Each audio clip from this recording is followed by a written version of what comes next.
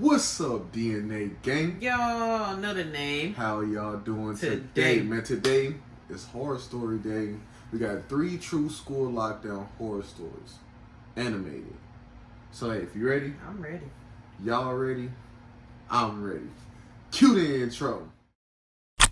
Yeah. Let me draw the boat. You know I wreck the ship. Get it by the boat. Watch a nigga make it flip. I ain't a little boat, but I just one night to be. Alright, before we get into it, go show Nate IRL channel some love down in the description. Remember, the first link is down there too. Hey, y'all wanted us to do it, and I had to use my little flashlight. So, hey, let's get right into it. I'm nervous. You nervous, bro? 3 students from Westlake High had gone missing in the past month. The police were out on the hunt. Some said they'd been spotted at the abandoned mall on Route 16. Others whispered about a van circling the neighborhoods around school. Our parents started driving us to class. Teachers patrolled hallways during breaks, and the district implemented twice-weekly lockdown drills just to be safe. We had cops at the school. Yeah, we did. So We did. The first thing I noticed wasn't his face, it was the smell. Copper and chemicals, like pennies soaked in bleach. Our regular history teacher had been out sick for 3 days. This substitute, Mr. Rowan, carried himself differently from other teachers. While he wrote on the whiteboard, his sleeve inched up, revealing a dark stain his hasty washing hadn't quite removed. I was still staring, trying to piece it all together, when the lockdown alarm blared. The classroom froze. This wasn't the half-hearted monthly drill tone. This was the shrill, pulsing wail they'd only tested once, the one that meant inescapable danger. "Everyone under your desks," Mr. Rowan said, unnervingly calm. He didn't look one bit surprised. As we scrambled for cover, I caught a glimpse through the classroom window. Police cars silently pulling into the parking lot, officers crouching behind vehicles, weapons drawn. And you know, I get it, but if it's a window outside and somebody's inside already, I'm going out the window. why can't we just break the window and let the cops into this classroom and they go into the hallways while we're escaping out the window? Right. Hiding under a desk seems like we're just sitting ducks. Because they don't know how many people. But if the cops is already outside, Right. You're right. why won't they just break the window to the classes that's towards where they at and then get into school that way? I can't lie. We had an intruder situation one time when we were in high school, and I actually was caught in the library. Retarded. No, I was stuck in the library because that's where my class was at that time. So I'm like, oh, we out of there because we right by the front door. Like, Hammered against my ribs. My uncle succumbed. nothing Those happened. weren't I thought positions you for a was out in the drill. hallway roaming. Mr. Rowan didn't follow protocol. He didn't check the lock or turn off the lights. Instead, he pulled down the blinds with deliberate slowness, watching the police through the narrow gap. Something changed in his face, a tightening around the eyes, a twitch at the corner of his mouth. Oh my God. That's how I knew they were here for him. I reached for my phone, but his hand clamped down on my wrist. His grip was crushing. Why was Nothing your like phone a on the teacher's desk warning anyway? touch. No phones, Hannah. My phone was either always in my pocket or in my hand. always on me. Who put the, I ain't Right never now, set my phone on the desk. all of my high school goers or middle school goers and the people that graduate just now? How many times did you leave your phone on your desk or it was in your hand or in your pocket? That was never a thing because we wasn't even allowed to have phones. Right. If they saw it, they was taking it. Right. His whisper had raised the hair on my neck. She just don't I give a know fuck. you're a good girl.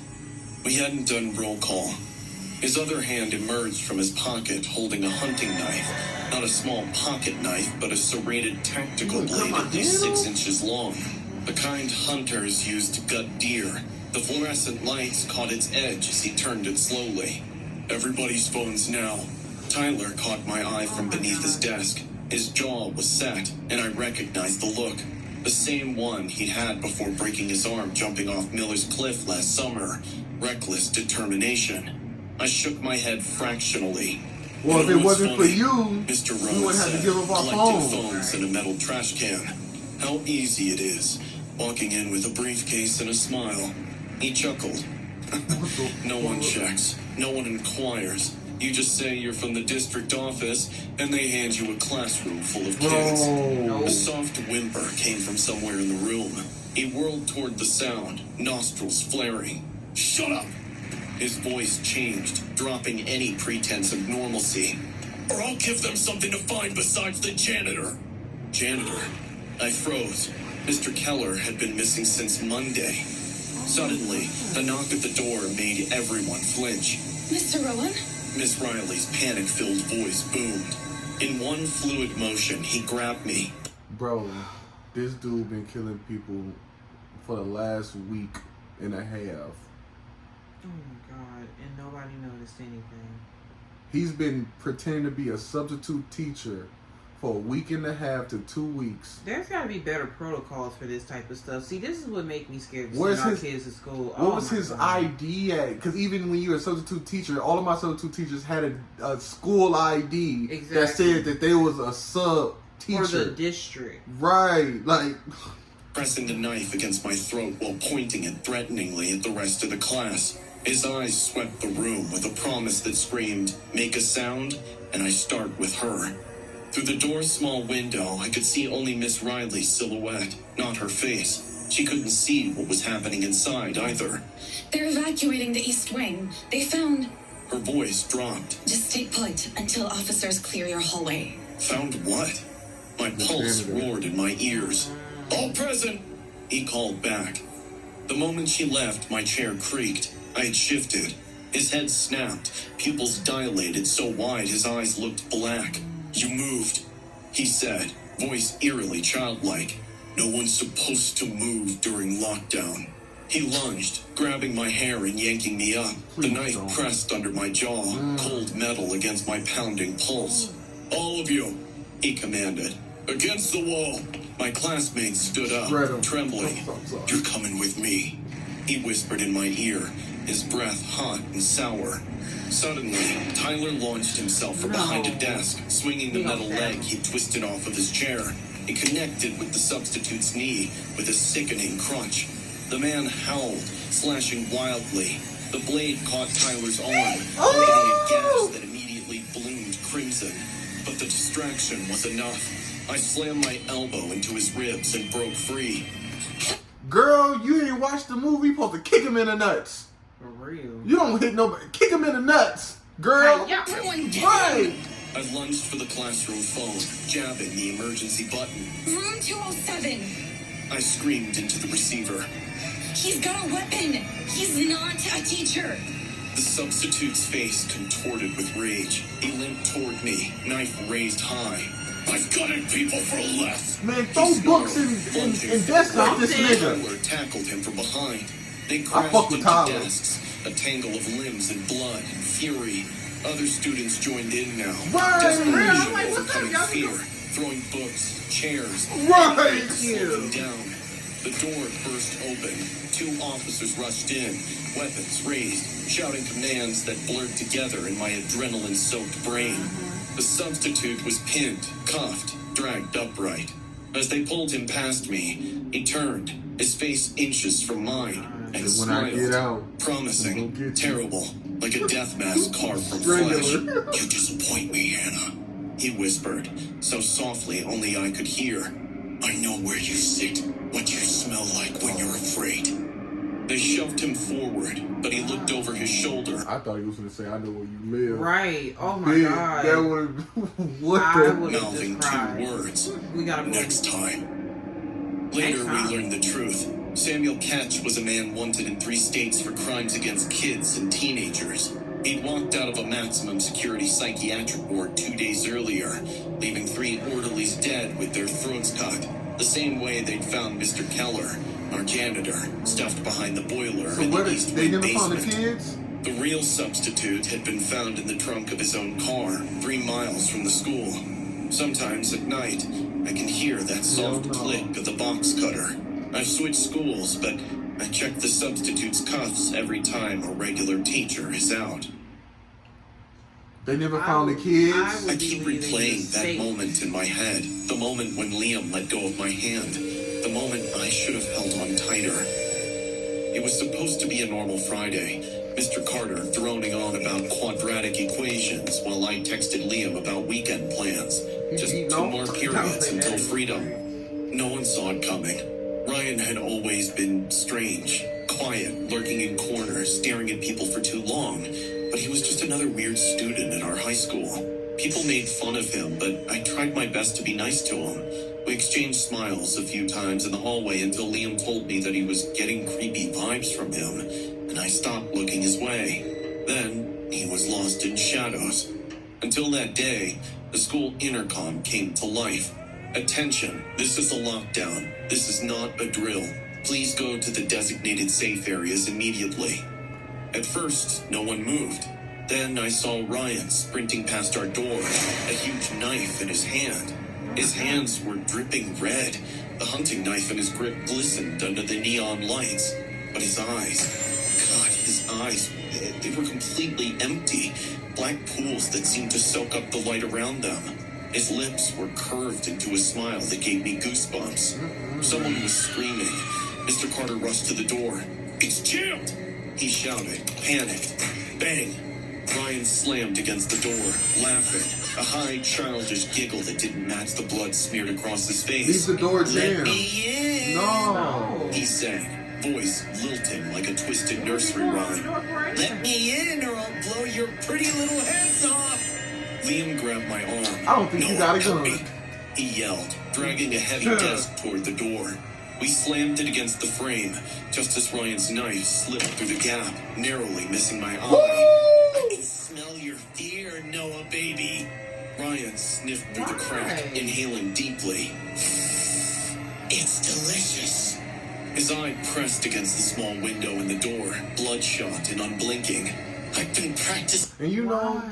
that's why I don't fuck with people in the sense of like mess with them, make fun of them. Like pick on them and stuff. Because you never know what people's home lives are like. So that's why it's like, it's none of my business. Like, they come to school, they gonna do their thing, I'm gonna do my thing. I don't give, if I don't know you, that's you, this is me, I'm gonna leave you alone.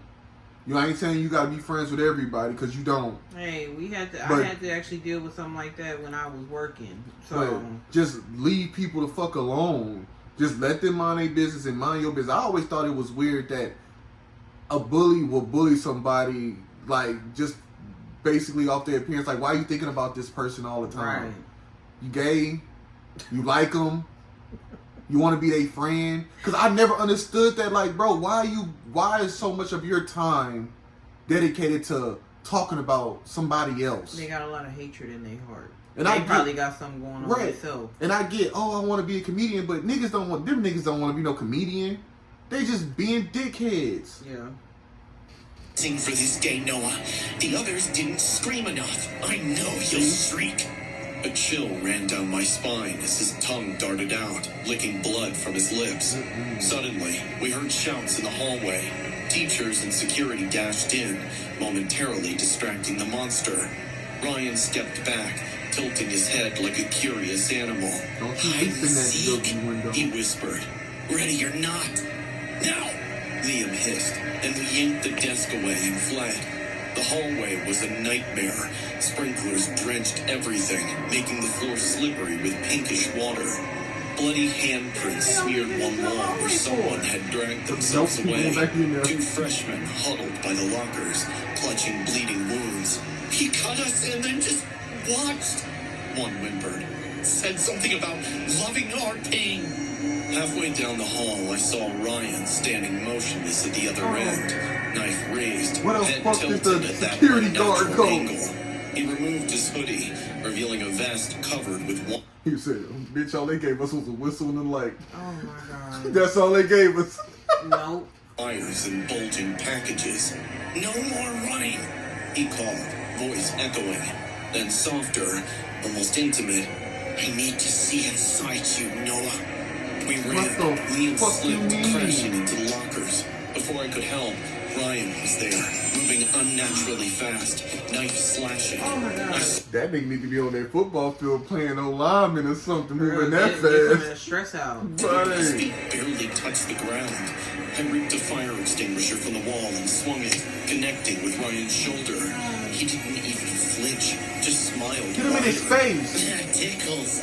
He giggled, eyes dilating. Want to see what real pain looks like? Nope. He lunged at Liam, who barely dodged the blade. By then, we had reached the emergency exit. Through its window, red and blue lights flashed. Help was waiting. Liam turned to me, face pale with terror. You go first, he said, voice shaking. No, we're going together. I grabbed his wrist and he shook his head. Don't waste time, hurry! I stepped through the door, cold night air hitting my lungs. I turned back, reaching for Liam, our fingers connecting. That's when I saw Ryan behind him, appearing like a shadow. Run! His eyes went blind as his arm plunged forward. No! I screamed. The night entered Liam's chest. His eyes went wide, mouth opening in a silent gasp. Ryan's face transformed with pleasure, eyes rolling back slightly as he twisted the blade. Oh. His tongue darted out again, Yeah, he out of there twisting the now. air like a snake. Beautiful. He sighed, as if witnessing something transcendent. The cops were running toward us now, but Ryan wasn't done. The blade flashed again, driving into Liam's What side the- with a wet sucking sound. First of all, he had to be racist, because why the two white freshmen only get a cut and he ran off? Why he get stabbed twice? And was, then he twisted. was he the one bullying him? Then it won't be racist. Oh god. But at this point, it's like, okay, nah, man, fuck all that. I couldn't let go of his hand. I couldn't. Just hold on. Don't let go. I begged. Blood bubbled from Liam's mouth. Oh, but man. somehow, Why he is that managed to trying smile. to shoot this Live your man? life, mate. He whispered, his fingers going slack in mine. And then, he let go. I screamed as his hand slipped from mine, as his body crumpled onto the concrete. Shoot this The man. cops tackled Ryan. He Tackle? didn't resist. He just stared at me over their shoulders, smiling that unnatural smile.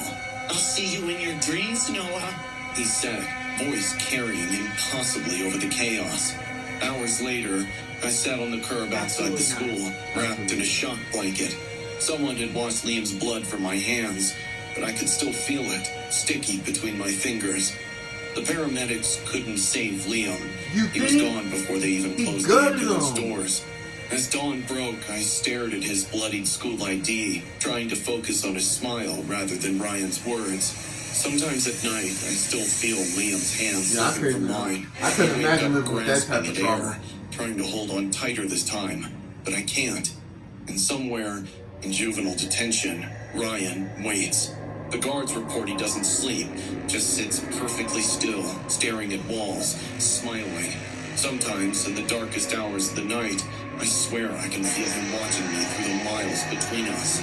And in my dreams, he whispers that he's coming for me, Then they that put he him in wants to asylum, finish what he not started, jail. that he needs to see inside me. Yeah, okay. I was halfway through You my made me second cup scared of to not coffee get when the to call school. I came. don't care. It was Mrs. Gallagher, my daughter's homeroom teacher. While sobbing, she told me the school was in lockdown as a mad high schooler got in with a gun. The mug fell from my hand and shattered on the kitchen tile. I grabbed my keys and raced out the door, already dialing 911. I ignored the traffic laws. The only thing in my head was Bloom, my daughter, my only child. She was all that was left of my wife Claire, who died 5 years ago. I'd raised Bloom alone, shielding her from everything, and now she was still in a school with a kid with a gun. The outside of the school was in total chaos. Police cruisers, ambulances, and fire trucks blocked the road with their flashing lights illuminating the pavement with violent streaks of red and blue.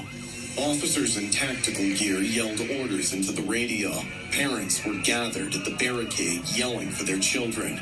I shoved through the crowd, barely able to breathe. Derek, step back! It was Officer Brady from my neighborhood. I grabbed his sleeve, my voice raw. My daughter's in there. She has asthma. She could suffocate. Let me in. He shook his head firmly. We have it under control. You need to stay back. You don't understand. under control? I hissed. If Right. she panics, she could collapse. She needs me. Brad's expression didn't soften. We'll get her out. You just have to let us do our job. For a moment, I stood there, fists clenched and my body shook with helpless rage. I could hear the cries of parents ringing in my ears, but I was not going to be still while my daughter was in there. I slipped back away from the crowd and gingerly walked around to the back of the building. I discovered the loading dock, which was completely empty. There were no officers and no... So you telling me you got this under control and y'all didn't even sweep the perimeter? And that's what I be talking about. Y'all are... What job are y'all doing? barricade. That's when I saw it. A window, slightly open, big enough for me to squeeze through. I didn't hesitate.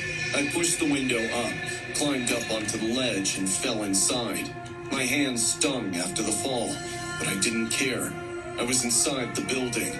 The hallway was dark, with flashing emergency alarms projecting dim red lights. The sounds of faint sirens wailed in the background, but were muffled by the heavy silence. I moved slowly, hugging the wall. My breath came fast and shallow. Every step felt too loud. Suddenly, a loud gunshot made my ears ring. Down the corridor, windows shattered, sending glass cascading onto the tile. My legs locked for half a second, but then I moved, faster now, toward Bloom's classroom. I knew precisely where it was. Turn left, room 214. I spotted her through the window. She was crouched under a desk with 4 other children. Her little fingers held onto her inhaler, but she was gasping too much to use it currently. Her lips were pale, and her chest rose and fell in small, short breaths. I didn't care if I exposed myself. I opened the door. Bloom! I hurried to her and got to my knees. Her eyes widened in recognition, but there was no voice. Her fingers were fumbling with the inhaler.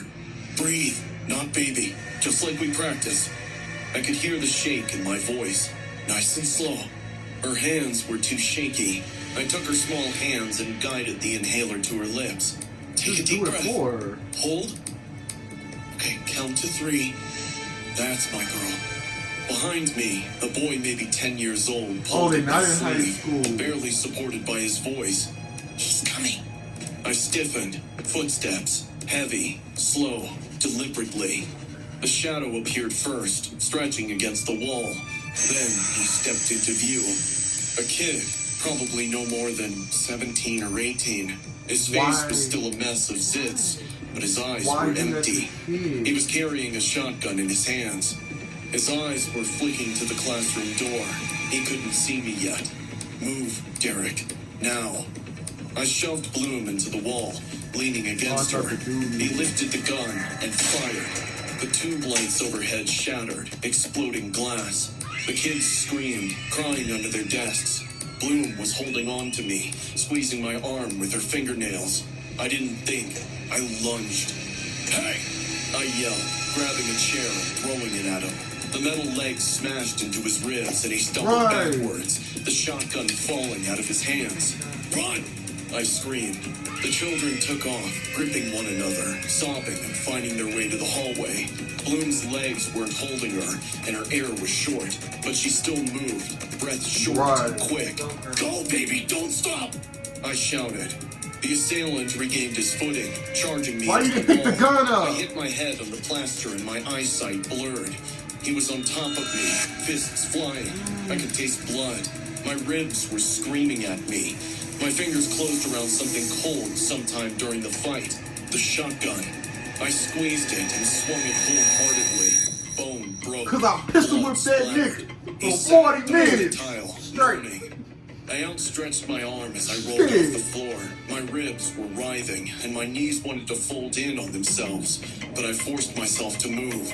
As I staggered out of the building, the first thing I saw was Bloom in Officer Brad's arms, crying uncontrollably with her face buried in his chest. Bloom!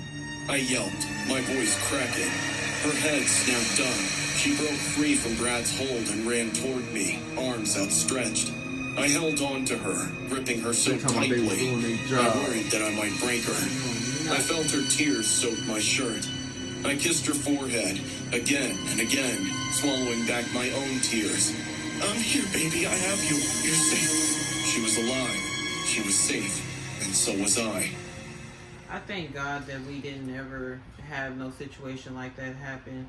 Because I remember we had to do like a assignment when I was in college for like a tragic event that happened in the world, and I did it on Sandy Hook, and I actually read everything that happened. Oh my God, that almost broke me.